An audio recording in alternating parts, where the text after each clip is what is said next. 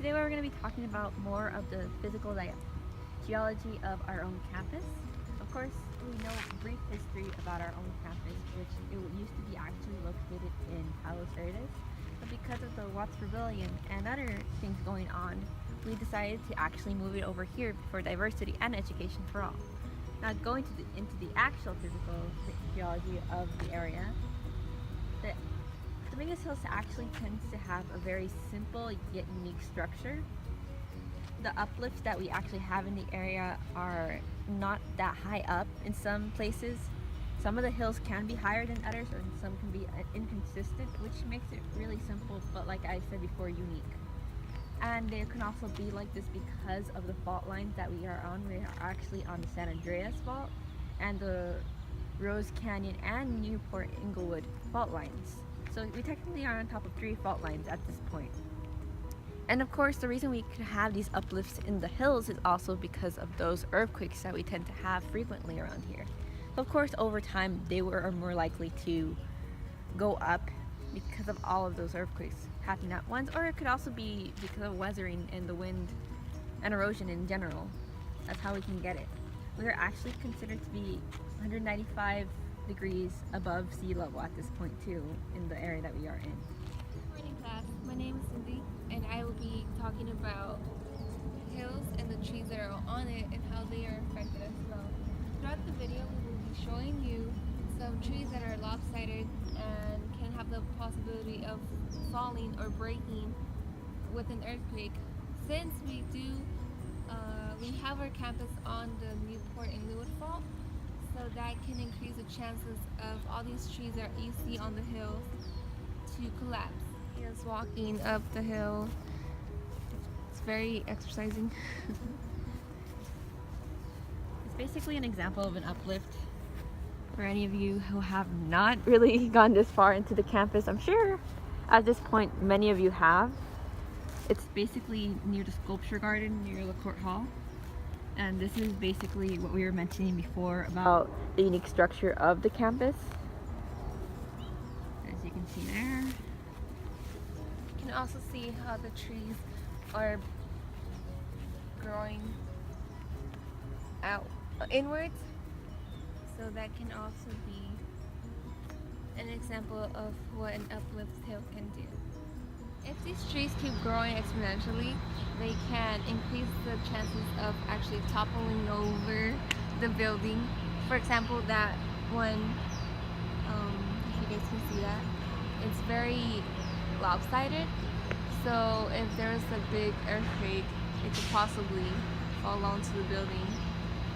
So walking around the campus, we could really tell that there's some trees that are really tilted. For example, the one right in front of us. It's almost, it's not breaking precisely, but it can if there's strong weather or earthquake movement. There are several kinds of hills on the campus, as you guys know by now. But of course, we really can't tell the difference between the ones that are man-made or the ones that were made naturally through erosion and actually the fault lines because of the earthquakes. So the difference between them is actually, like, for instance, the one over there to the right, that one kind of does look man-made because of the use of the soil and there's no grass really growing around it and all that. So a way you can possibly distinguish that is that they're considered mounds, and mounds are technically handmade or man-made, as you can say, because people actually do form man-made hills all the time.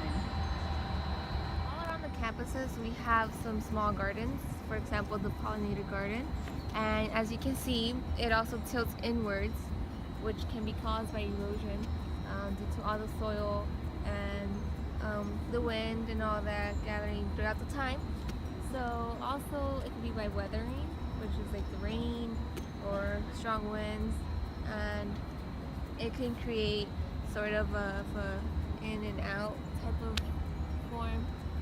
All may know, we actually were learning about weathering in class before, and it's basically due to our surroundings and the environment.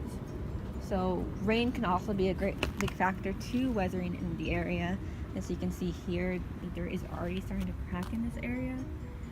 It could be basically due to the rain drying up already in the area, and although it hasn't been raining in quite some time, it's gotten to this point where it's just drying up completely.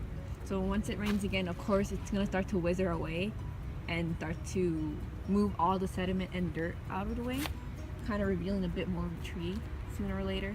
As you can see here, these hills actually do look more natural. As I mentioned before, these hills were not created by us specifically. They were created through time, plus also erosion, debris, sand being collected up.